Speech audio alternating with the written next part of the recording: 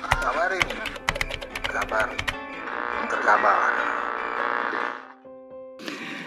Mahaguru Hukum Tata Negara Profesor Yusril Iza Mahendra saat ikut menjadi ahli pada sengketa hasil pemilu 2014 dan bersaksi di MK pada tanggal 15 Juli mengatakan bahwa penilaian atas proses pemilu yang bukan hanya pada angka harus dilakukan oleh MK. Maka tidaklah relevan Profesor Mahfud mengutip pendapat dalam tanda kutip Mahaguru HTN Profesor Yusril Iza Mahendra yang pernah mengatakan bahwa Mahkamah Konstitusi seyogianya tidak menjadi sekedar mahkamah kalkulator. Majelis Hakim yang mulia, salah satu kunci pernah banjirnya apresiasi terhadap MK adalah keberanian MK dalam membuat landmark decisions. Keputusan monumental dengan berani menembus masuk ke relung keadilan substantif sebagai sukma hukum, bukan sekedar keadilan formal prosedural semata.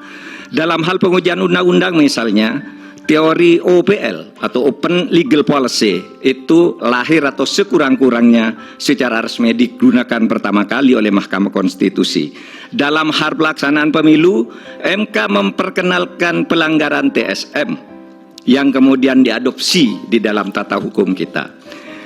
Mahaguru Hukum Tata Negara Profesor Yusril Iza Mahendra saat ikut menjadi ahli pada sengketa hasil pemilu 2014 dan bersaksi di MK pada tanggal 15 Juli mengatakan bahwa penilaian atas proses pemilu yang bukan hanya pada angka harus dilakukan oleh MK.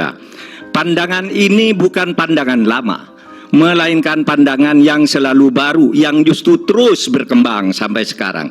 Menjadikan MK hanya sekedar mahkamah kalkulator, menurut Pak Yusril, adalah justru merupakan pandangan lama yang sudah diperbarui sekarang. Kemudian yang sedikit ada yang ingin kami singgung juga adalah mengenai satu statement yang juga disampaikan oleh Pak Mahfud dalam berbagai kesempatan. Kami juga menyatakan bahwa perlu kami ingatkan kembali bahwasanya Undang-Undang Nomor 7 Tahun 2017 tentang Pemilu dengan segala perubahannya telah mengatur dengan sangat jelas dan rinci berkenaan dengan eksistensi dan kewenangan badan-badan lembaga untuk menyelesaikan perselisihan yang berkaitan dengan pemilu.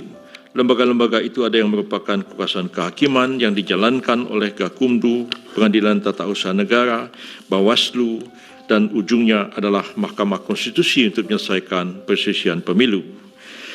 Dengan adanya pengaturan tentang pembagian kewenangan dan menangani sengketa proses pemilu melalui Bawaslu, PT UN, dan Mahkamah Agung dalam sengketa administratif dan sengketa hasil oleh Mahkamah Konstitusi sejak tahun 2017, maka tidaklah relevan Profesor Mahfud mengutip pendapat dalam tanda kutip Mahaguru HTN Profesor Yusril Iza Mahendra yang pernah mengatakan bahwa Mahkamah Konstitusi seyogianya tidak menjadi sekedar mahkamah kalkulator, tetapi mahkamah seharusnya berperan memeriksa pelaksanaan pemilu secara substantif sejak dari proses pelaksanaannya.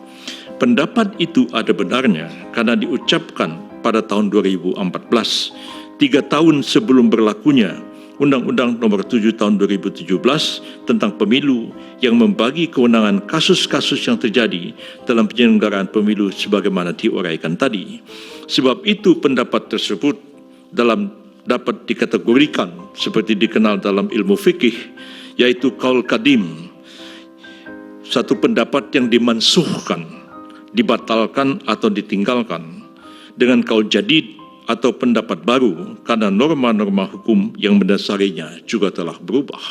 Jadi tidak relevan mengutip pendapat 2014 untuk keadaan sekarang karena norma hukum positif sudah berubah.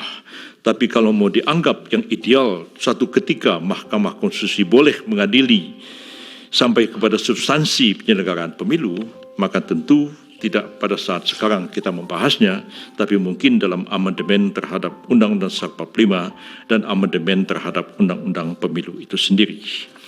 Ini klarifikasi mudah-mudahan dapat kita pahami bersama.